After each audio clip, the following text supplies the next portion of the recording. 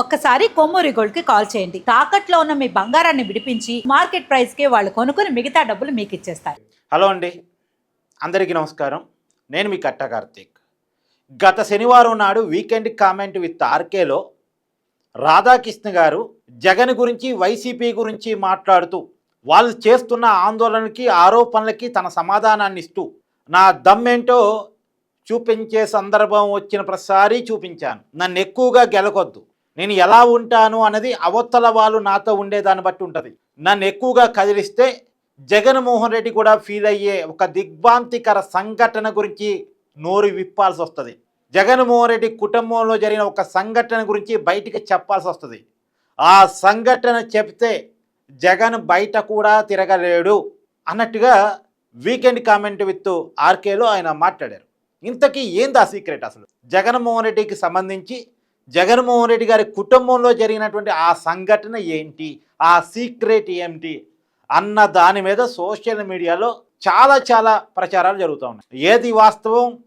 ఏది వాస్తవం కాదు అన్నది మనకు తెలియదు, కానీ సోషల్ మీడియాలో మాత్రం చాలా పెద్ద ఎత్తున ప్రచారాలు జరుగుతున్నాయి. ఆ ప్రచారాలు ఏంటంటే జగన్మోహన్ రెడ్డి రాజశేఖర్ రెడ్డి గారిని గన్ను పెట్టి బెదిరించాడు అని. అయితే ఇక్కడ ఒక విషయం ఉంది. చాలామంది సీనియర్ నాయకులు కూడా చెప్పేది ఏంటంటే రాజశేఖర్ రెడ్డి గారు చనిపోవటానికంటే ముందు, కొన్నాళ్ళ ముందు జగన్మోహన్ రెడ్డి గారికి రాజశేఖర్ రెడ్డి గారికి మధ్య గొడవలు వచ్చాయి. జగన్మోహన్ రెడ్డి గారి మైండ్ సెట్ని తట్టుకోలేక రాజశేఖర్ రెడ్డి గారు అసలు నువ్వు పులివెంద రావద్దు, కడప రావద్దు, ఆంధ్రప్రదేశ్ రావద్దు, నువ్వు బెంగళూరులో ఉండిపో అని చెప్పేసి గట్టిగా చెప్పారు కూడా అనేటువంటి ప్రచారాలు ఉన్నాయి. దీన్ని చాలామంది కూడా ధృవీకరిస్తుంటారు. చాలామంది కూడా చెప్తూ ఉంటారు. ఆనాటి నాయకులంతా, రాజశేఖర రెడ్డి గారి కుటుంబాన్ని దగ్గరగా ఉండేవాళ్ళంతా, ఒకసారి రోసయ్య గారు ఒక ఇంటర్వ్యూలో చెప్పినట్టున్నారు కదా, విజయమ్మ నాతో చెప్పి బాధపడింది జగన్మోహన్ రెడ్డి గారి గురించి, తండ్రి కొడుకుల మధ్య జరుగుతున్న గొడవ గురించి నాతో చెప్పి బాధపడింది అని చెప్పేసి రోసయ్య గారు ఒక ఇంటర్వ్యూలో చెప్పినట్టున్నారు కదా. అయితే జగన్మోహన్ రెడ్డి గారి యాటిట్యూడ్ మీద చాలా కంప్లైంట్స్ ఉన్నాయి. ఇప్పుడు ఆ కంప్లైంట్స్ చుట్టూనే సోషల్ మీడియాలో ప్రచారాలు. రాజశేఖర్ రెడ్డి గారిని గనిపెట్టి బెదిరించబోయాడని, ఒక సీఎంని గనిపెట్టి బెదిరిస్తే మామూలుగా ఊరుకోరు, కాకపోతే కొడుకు కదా, ఆయన బయటకు వచ్చి కేసు పెట్టాడు కదా, బయటకు వచ్చి చెప్పుకోడు కదా, సొంత కుటుంబ వ్యవహారం కదా. అదే ఇంకెవరన్నా గనిపెట్టి సీఎంని బెదిరించి ఉంటే జైలు పాలవుతారు, అది వేరే విషయం. కానీ సొంత కొడుకుని జైలు పాలు చేసుకోడు కదా, సొంత కొడుకు సంబంధించిన విషయాలు బయటికి రాజశేఖర రెడ్డి గారు చెప్పుకోరు కదా, అది కుటుంబ విషయంగా చూసుకుంటారు కదా. ఆయన గనిపెట్టి బెదిరించారు అని లేదు. కొంతమంది అయితే విజయమ్మ మీదే చేసుకున్నాడు, సొంత తల్లి మీదే చేసుకున్నాడు జగన్మోహన్ రెడ్డి అని కొంతమంది చేసే ప్రచారం. షర్మిలాని మెడబట్టుకున్నాడు, గొంతు పట్టుకున్నాడు అనేటువంటిది ఇంకొందరు సోషల్ మీడియాలో చేస్తున్న ప్రచారం. ఎటు చూసినా చూడండి, షర్మిల మీద చేసుకున్నాడని, లేదా విజయమ్మ మీద చేసుకున్నాడని, లేదు రాజశేఖర రెడ్డి గారి మీద గన్ను ఎక్కుపెట్టాడని, ఇలాంటి కథనాలు అయితే సోషల్ మీడియాలో పెద్ద ఎత్తున ప్రచారం అవుతున్నాయి. ఇంకొక షాకింగ్ విషయం ప్రచారంలో ఉన్నదేంటి అంటే, రాజశేఖర్ రెడ్డి గారు బతుకున్నప్పుడు, రాజశేఖర్ రెడ్డి గారికి జగన్మోహన్ రెడ్డి గారికి గొడవ జరిగినప్పుడు, నువ్వు ఎన్నాళ్ళు ఉంటావు ఈ భూమి మీద, నీ తర్వాత నీ సీట్లో కూర్చునేది నేనే కదా అనేది రాజశేఖర్ రెడ్డి గారితో జగన్మోహన్ రెడ్డి గారు అన్నారు అనేటువంటిది. నిజానికి ఇది నిజమే అయితే మాత్రం ఒక పెద్ద షాకింగ్ కామెంట్. నిజమా కాదో తెలియదు, సోషల్ మీడియా ప్రచారాలని మనం నిజమని చెప్పడానికి లేదు, ధృవీకరించడం. కానీ ఇదే నిజమైతే మాత్రం ఒక దారుణమైన స్టేట్మెంట్ అనమాట.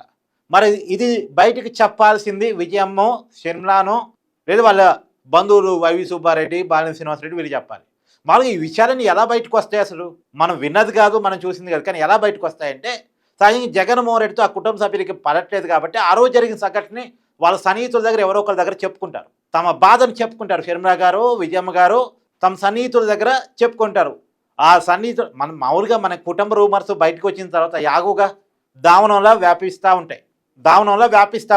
అలా బయటకు వచ్చి ఉండొచ్చు ఇవన్నీ కూడా. ఒక నిజమైతే మాత్రం ఇవి ఎలా బయటకు వచ్చాయి అంటే దానికి మాత్రం ఖచ్చితంగా విజయమ్మ, షర్మిలమ్మ, లేదా వైవి సుబ్బారెడ్డి, లేదా విజయసాయిరెడ్డి, ఎవరైతే ఆ కుటుంబానికి బాగా దగ్గరగా ఉన్నారో, బంధుత్వం కూడా ఉన్న వాళ్ళు ఎవరైతే ఉన్నారో, వాళ్ళ సన్నిహితులతో చెప్పినప్పుడు, ఆ సన్నిహితులు వాళ్ళ సన్నిహితులతో చెప్పినప్పుడు ఇవి కొద్దిగా బయటకు రావడానికి అవకాశం ఉంది. కానీ ఏది అవినా ఈ కామెంటు, ఏదైతే ఈ రూమరు, ఈ ప్రచారం ఏది రాజశేఖర్ రెడ్డి గారిని ఉద్దేశించి జగన్మోహన్ రెడ్డి గారు ఎన్నాళ్ళు నీ సీట్లో నువ్వు కూర్చుంటావు చూస్తా, నీ సీటు తర్వాత నాదే కదా అన్న మాట అన్నారు అనేటువంటి, ఇది నిజానికి పెద్ద కామెంట్.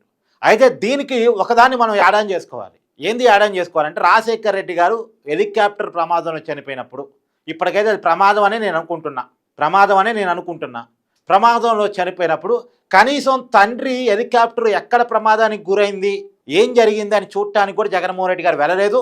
తండ్రి హెలికాప్టర్ అసలు ఎలా మిస్ అయిందని వెతకడానికి కూడా జగన్మోహన్ రెడ్డి గారు ట్రై చేయలేదు. ఇంతవరకు ఆ రోజున ప్రతి నాయకుడు ధృవీకరిస్తున్నారు. నేను కూడా ఆనాటి నాయకులతో చాలామందితో మాట్లాడే ప్రయత్నం చేశాను. మన ఛానల్లో కూడా డొక్క గారి ఇంటర్వ్యూతో సహా కొన్ని పెట్టాను, మీ ముందు పెట్టాను. వాళ్ళు చెప్పింది ఏంటంటే ఆ రోజు కర్నూలు కూడా జగన్మోహన్ రెడ్డి రాలేదు కనీసం అని. అయితే హైదరాబాద్ వచ్చిన సమయానికి అంటే రాజశేఖర రెడ్డి గారు చనిపోయారు, గుర్తించారు, ఆ బాడీని తీసుకొని హైదరాబాద్ వచ్చారు. హైదరాబాద్లో రాజశేఖర రెడ్డి గారి బాడీని క్యాంప్ ఆఫీస్లో ఉంచారు.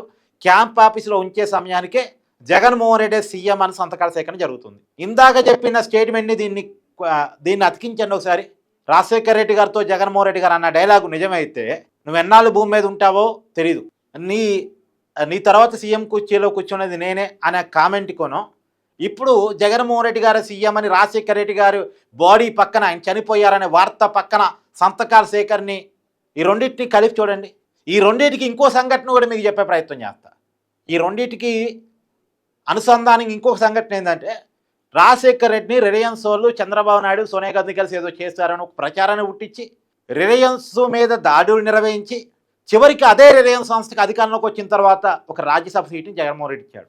అసలు రిలయన్స్ సంస్థకి జగన్మోహన్ రెడ్డి కొన్న సంబంధం ఏంటో, వైసీపీ కొన్న సంబంధం ఏంటో, వాళ్ళకి రాజ్యసభ సీట్ ఎందుకు ఇవ్వాల్సి వచ్చిందో వైసీపీ అఫీషియల్గా ఇంతవరకు స్టేట్మెంట్ ఇవ్వాలి. వాళ్ళ పార్టీ కూడా కాని వెతికిచ్చారు. అది కూడా వాళ్ళ తండ్రిని వాళ్ళే చంపించారు అని ఆరోపించిన వాళ్ళకి ఇచ్చారు. ఎందుకు ఇచ్చి ఉంటారు? ఈ మూడింటిని అతికిచ్చి చూడండి, ఈ మూడింటిని కలిపి చూడండి మీరు. జగన్మోహన్ రెడ్డి గారు రాజశేఖర రెడ్డి గారు చేసిన హెచ్చరికని, రాజశేఖర రెడ్డి గారు మరణించినప్పుడు సీఎం పదవి కోసం జరిగిన సంతకాలని, సీఎం పదవి కాంగ్రెస్ ఇవ్వలేదు కాబట్టి కాంగ్రెస్ మీదకి, రిలయన్స్ మీదకి, చంద్రబాబు మీదకి రాజశేఖర రెడ్డి గారు మరణం నెపాన్ని నెట్టేసి చివరికి మళ్ళీ అధికారంలోకి వచ్చిన తర్వాత అదే రిలయన్స్ సంస్థకి రాజ్యసభ ఇవ్వటం. అంటే రాజశేఖర రెడ్డి గారి మరణం వెనకాల జగన్మోహన్ రెడ్డికి సంబంధించిన ఇంకేదో విషయాలు ఉన్నాయి అన్నటువంటి అనుమానం మీకు ఇక్కడ కలగట్లేదా? సో ఏదేమైనా దీని మీద మీ అభిప్రాయాన్ని కామెంట్ చేసే ప్రయత్నం చేయండి. అసలు ఏంటి ఏబిఎన్ రాధాకృష్ణ గారు చెప్పదలుచుకున్న సీక్రెట్, ఆయన దగ్గర ఉన్న సీక్రెట్ ఏంటి? కామెంట్ చేసే ప్రయత్నం చేయండి. Thank you.